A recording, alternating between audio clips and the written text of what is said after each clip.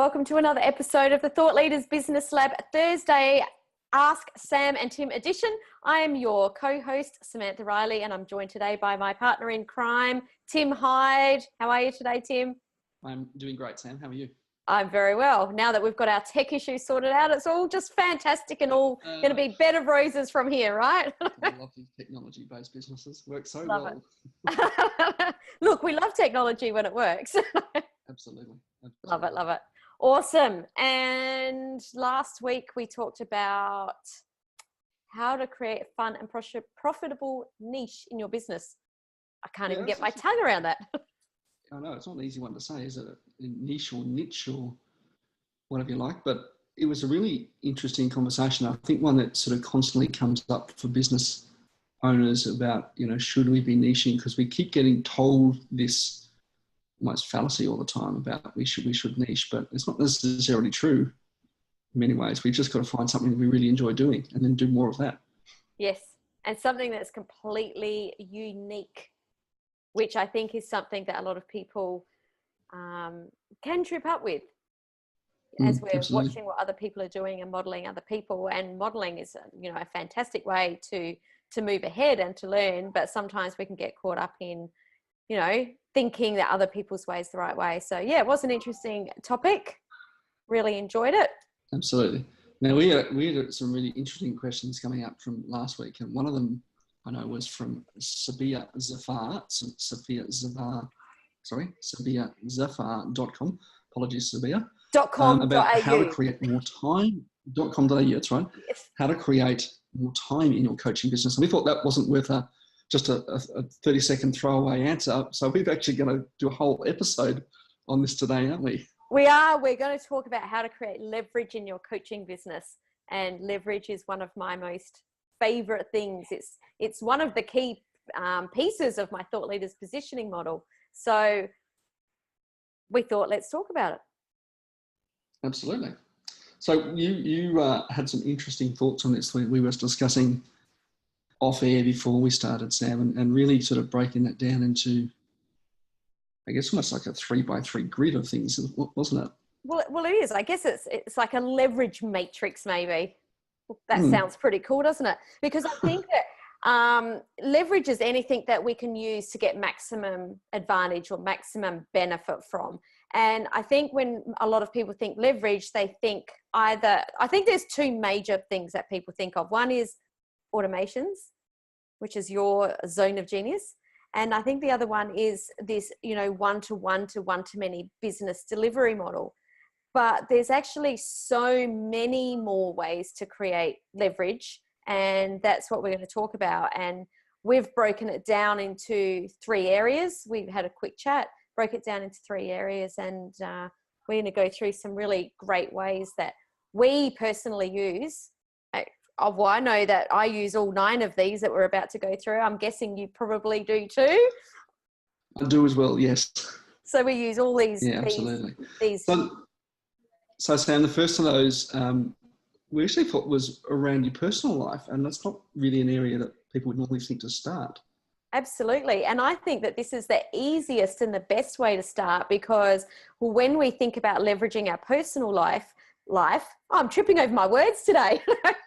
When we think about, when we do this and create space, it's so much easier to focus on what's happening in our business. And I mean, I don't know about you, Tim, but something that I often say to Leon is, I just need to get rid of this decision fatigue. We're making so many decisions all day, every day that, it gets to a point where it's just like, I cannot make another decision. So I think that creating leverage in your personal life is a really great way to create space in your head so that you can make decisions a lot faster. Give me some examples, because I think that's something that we don't necessarily think about. How do we create leverage? How do we create this decision fatigue? How do we sort of offload this decision fatigue? Give me some examples of what you mean by that. All right. So the first one is outsourcing to create time, whether it's a cleaner. So when I had kids at home that were like little whirlwinds working through my house, I had a cleaner that was like my fairy godmother of Thursdays. I would come home from work on Thursday night and it was like, oh, It was a different house. I know. Now I have kids at home, I actually don't mind doing the cleaning because I can do the whole place in like half an hour. So, you know, that doesn't bother me anymore. But cleaning is definitely something that over time that I've outsourced. It could be the ironing. If you hate ironing, get rid of it. Let someone else do it. You know, cleaning. Put my hand up for that one. Should for both of those. Could be cleaning the pool or mowing the lawns. Or a big one for me, and the way I used to leverage my time, was I had the most amazing family daycare mum that was like, she called herself a family daycare mum, but she was more like a full-time nanny. And she would do things that if we were working late night in the shop, she would pick up the kids from school, take them home, make sure they did their homework, give them dinner, bath them, and deliver them to me in their pajamas. So when we got home, we could actually have quality time and just have a chat rather than have to do all the stressful parent things, you know, come on, do your homework and have the arguments. So it just took away that whole, you know, routine and handed it to someone else so that I could concentrate just on, you know, hanging out with the kids. Yeah, and I think the mistake, when I've had it cleaned for a number of years, cleaning is one of those things that I find really tedious and time consuming. And, you know, I had my cleaner come in on a Friday, and, you know, coming home after a sort of long week at work where you're just feeling drained and you want to kind of enjoy your sanctuary, yes, you know, and peace and quiet. And then if you come home and there's toys everywhere and, you know, open envelopes and bills and junk mail and, you know, shoes where you kicked them the other day and a pair of socks, you know, those sort of the dogs carried around from one of the bedrooms, whatever else. And it's just this kind of, this additional clutter yes, that you're trying to get away, right? Your mind is so cluttered from all the things you've had to do at work. And then coming home to that cluttered space at home was just that one extra thing that you didn't necessarily want to do. and it creates and you don't get that opportunity to reset and recharge. Yeah, absolutely. Totally. So I think that's, you know, if there's something that you really, really hate doing in your day-to-day, delegate it, move it off, stop thinking about it, and just allow someone else to work in their zone of genius. Absolutely. Now you had another one as well. What's that? I do. My second one is actually, this is a big one for me. And again, it's all around this decision fatigue, which for me, you might be able to tell is a big thing for me this year, is to actually pass off as many decisions as possible. And this one I've always done, but I've taken it to a whole new level this year. And that's actually meal planning. So I sit down on Sunday afternoon and plan out every breakfast, lunch and dinner for the whole week.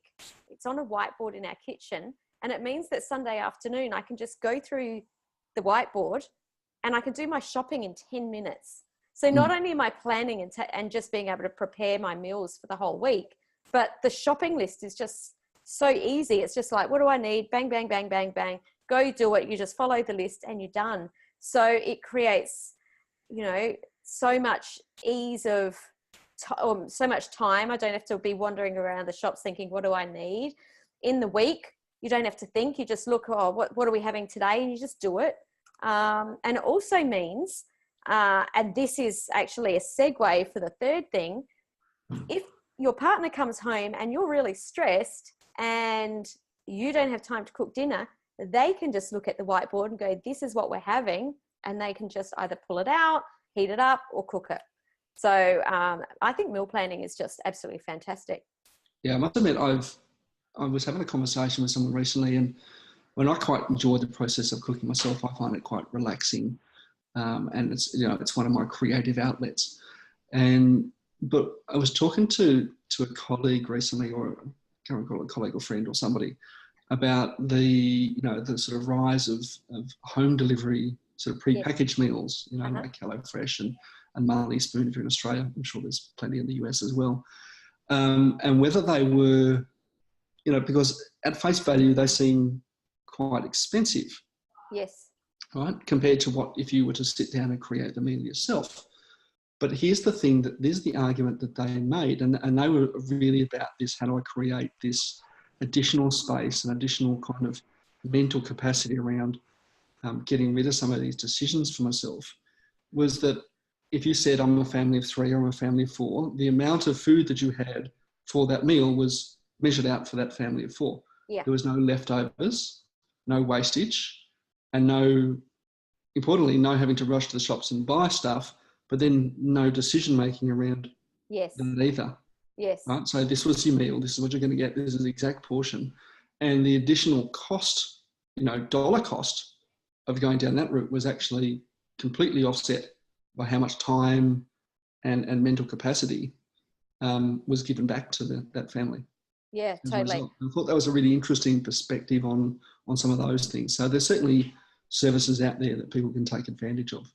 Totally. And I have used HelloFresh, and it was great for taking away that decision fatigue. But like you, I actually enjoy cooking. So I do enjoy what are we going to have this week? And, or going to the farmer's market and seeing something that's really cool and going, okay, that's what we can have a Thai theme this week because, there's this amazing wombox or whatever it is. So I enjoy that piece of it too. What was that? Sorry? I don't know that anyone has ever described a wombok as amazing. I love it. There is nothing better than Vietnamese salad. It is so good. I could live on it. So the third one that I had as we were talking about this off air was really, I guess, leveraging on your family as well. Right? You are surrounded by people who can help you. And even if it's one of your responsibility to do this job each week, like take the bins out or the dishwasher or, mop the floors once a week or do the windows once a fortnight or a month or whatever it is. If you're under the pump at other parts of your life and just out of the capacity, lean on your family because they're going to, and by extension, expect them to do the same to you in return. Yes. Yeah. So maybe the kids are at exams, right? Pick up some of the stuff that they would normally do during exams so they can, cope with that workload and vice versa. Then you can sort of do the same thing. So you are, surrounded by a support network who you can lean on to help you if you're going to be vulnerable and you're prepared to ask for help and have that conversation with them. And I think that's really important just from the dynamics of a family. As entrepreneurs and business owners, we can get caught in holding everything in, not talking to other people.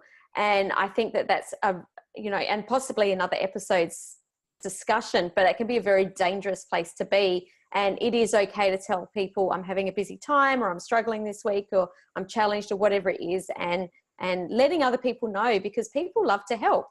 And I would think, especially your family. I'd like to hope so. Absolutely. Okay, so what's the second area? The second area is your business operations.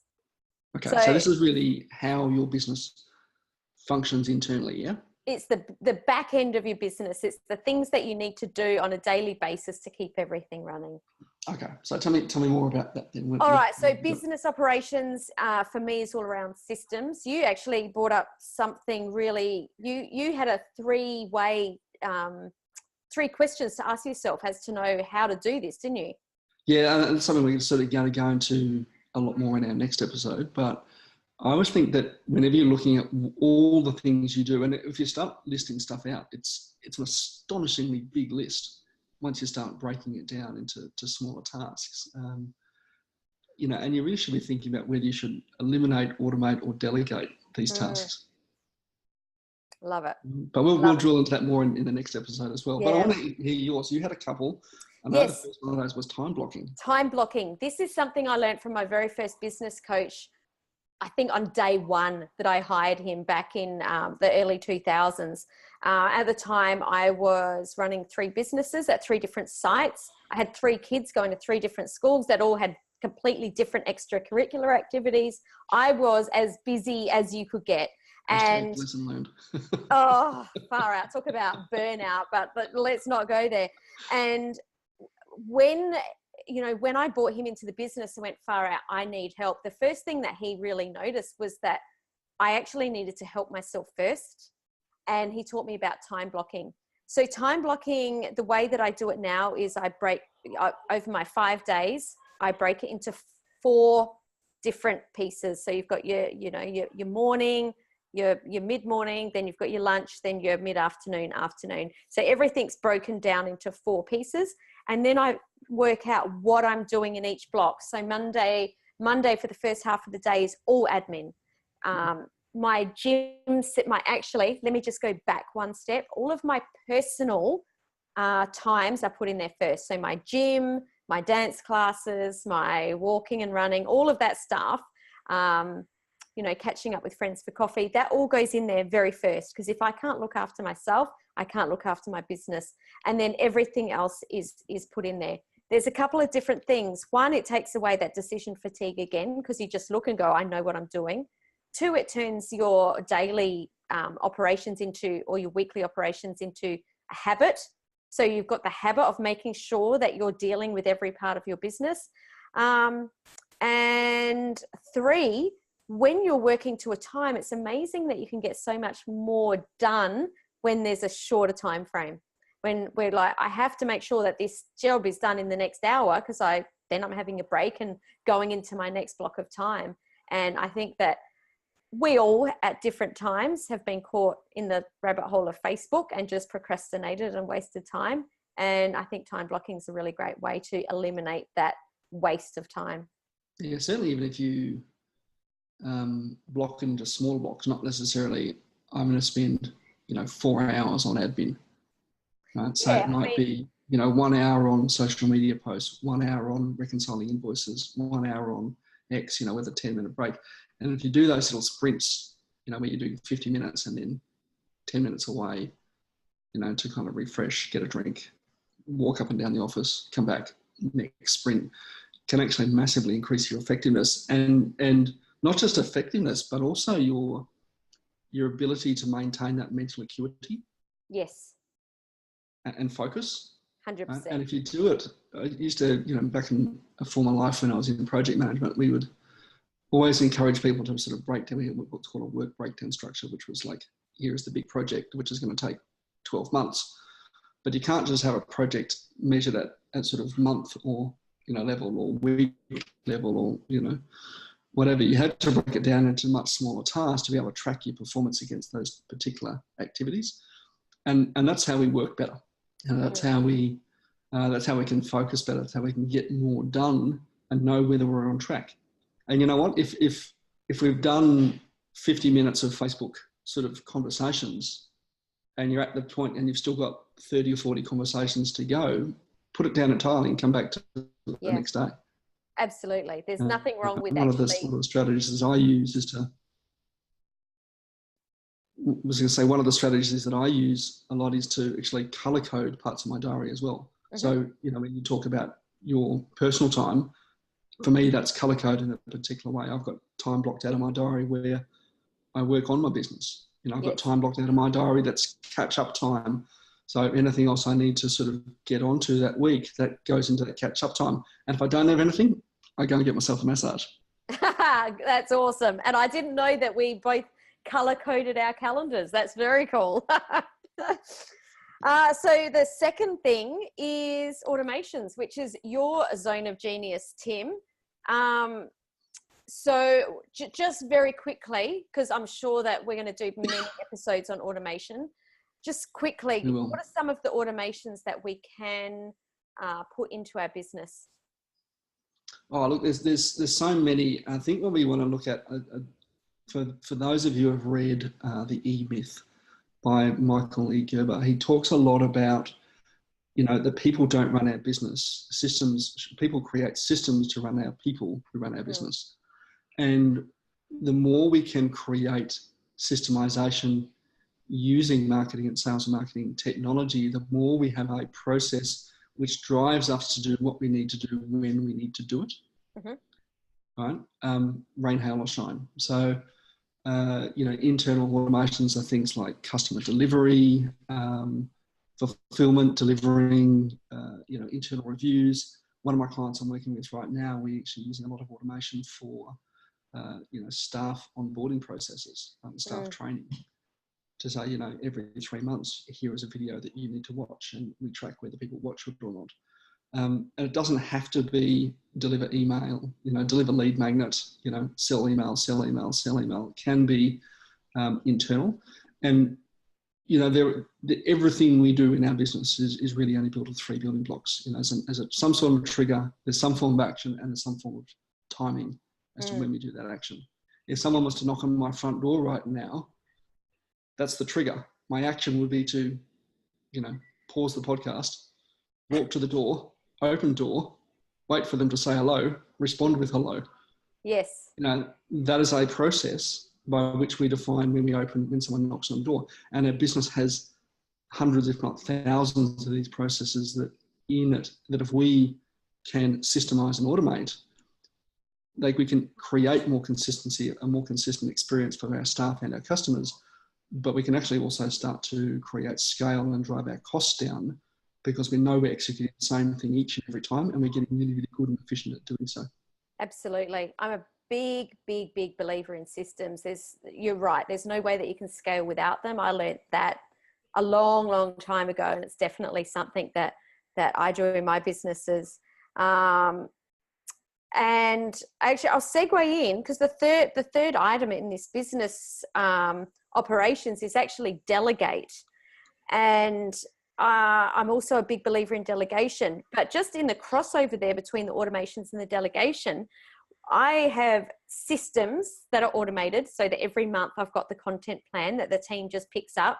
It's got all the links in there and all the images in the Google Drive, but we've just implemented so that instead of me telling the team, this is what we need to do today, the blog post goes out on this day or the email goes out here, my team is now in control. I said, you guys need to come to me on Monday and say, we need Wednesday's blog post now so that we can upload it tomorrow. So we've already got the system of the automation, the content, and now I've delegated them telling me what they need. So I've just taken that to the next level, again, to get rid of that decision fatigue. Look, and the more we do that, the more we create space for us to work in our genius zone. Yeah. Some of that stuff is not our genius zone. We need to be vulnerable and recognize that it's not in our genius zone. Yes. And if we need to fill those gaps with people who can do that sort of complex thinking for us and for whom that is their genius zone. Yes.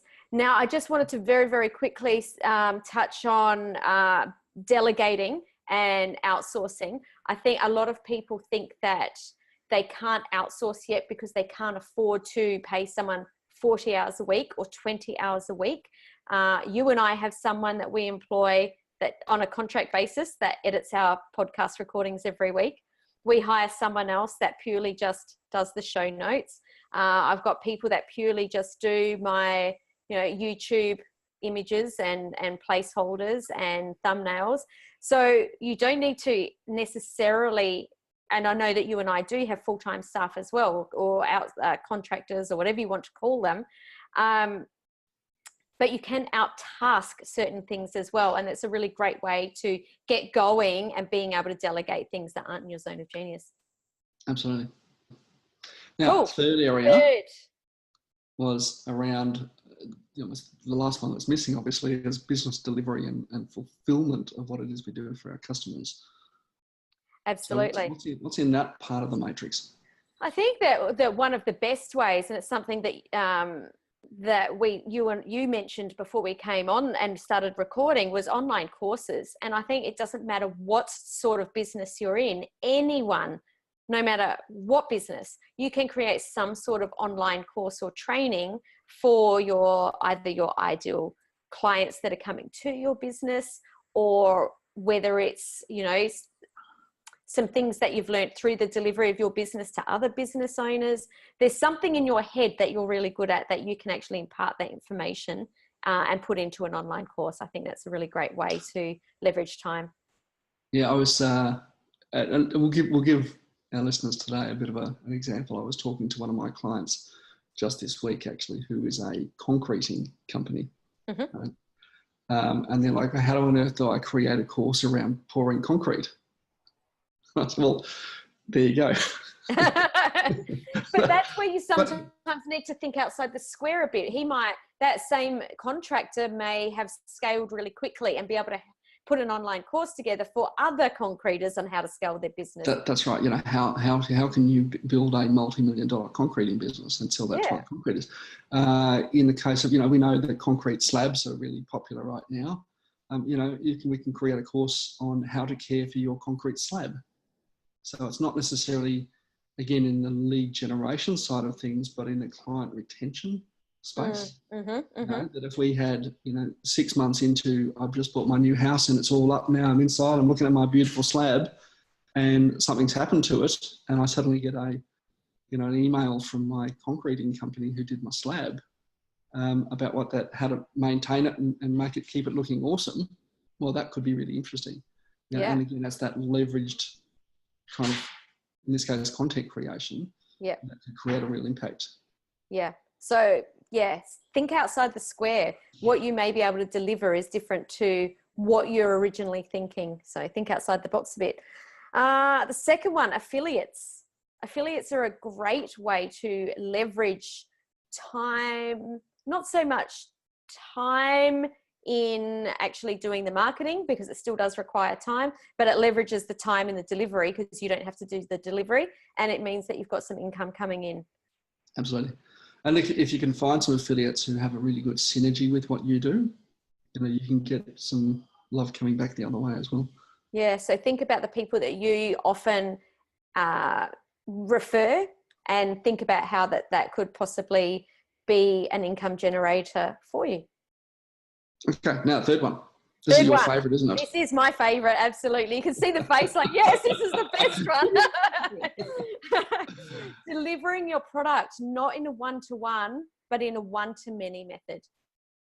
No, I know that when we first started talking, one of the things you said, Tim, to me was, well, it doesn't always need to be face-to-face. And that made me realize, okay, so people didn't understand what I meant by that. So really, when you're delivering one-to-many, it doesn't matter how you deliver it, but how many people will see your message. So instead of speaking with a client one-on-one, can you deliver it on a webinar to people all around the world so that, you know, 100, 200, 1,000 people hear that message at the same time? Can you do group coaching instead of coaching one-on-one?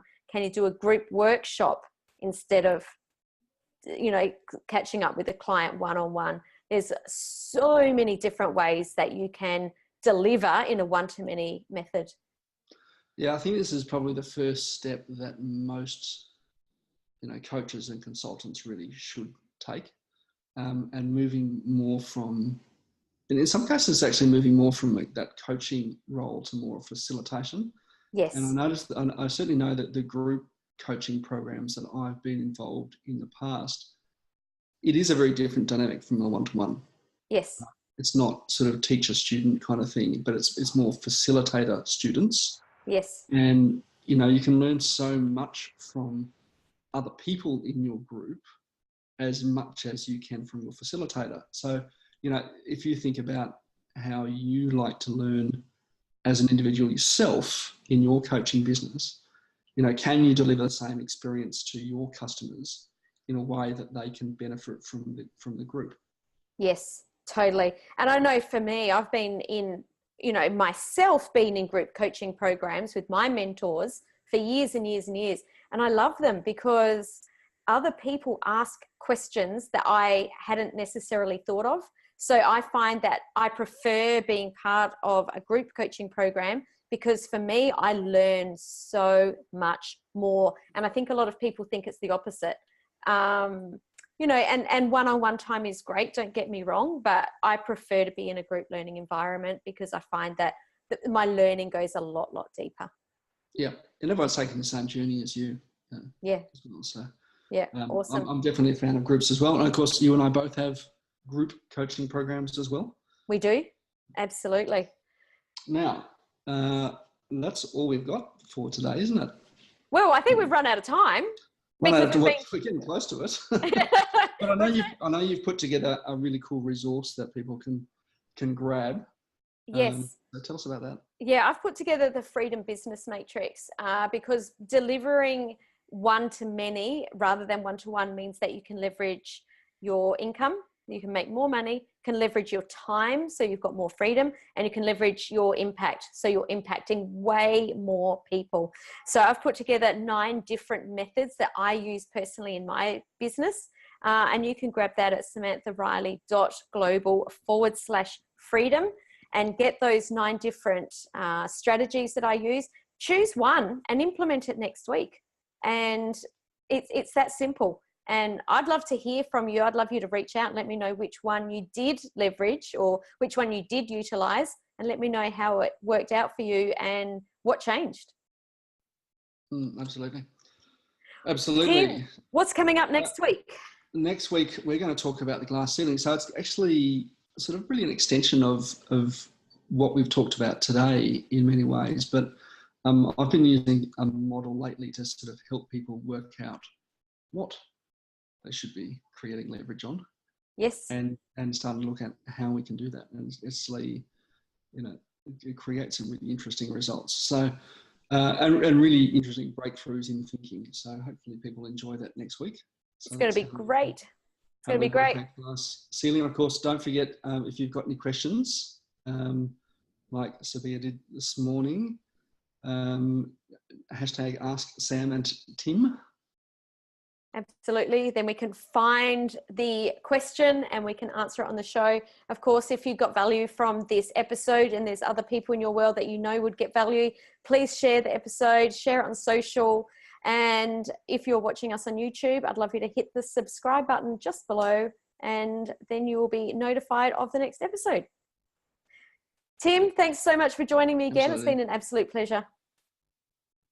Absolutely, Sam. And just as a quick parting thought, because I know this might seem overwhelming for a lot of people, something I've told my son for a long, long time is that it's only hard until it's easy. Oh, I like that. All you need to do is take the next step and it will get easier. Great. See you next week. Nice work, Tim. See ya. Ciao.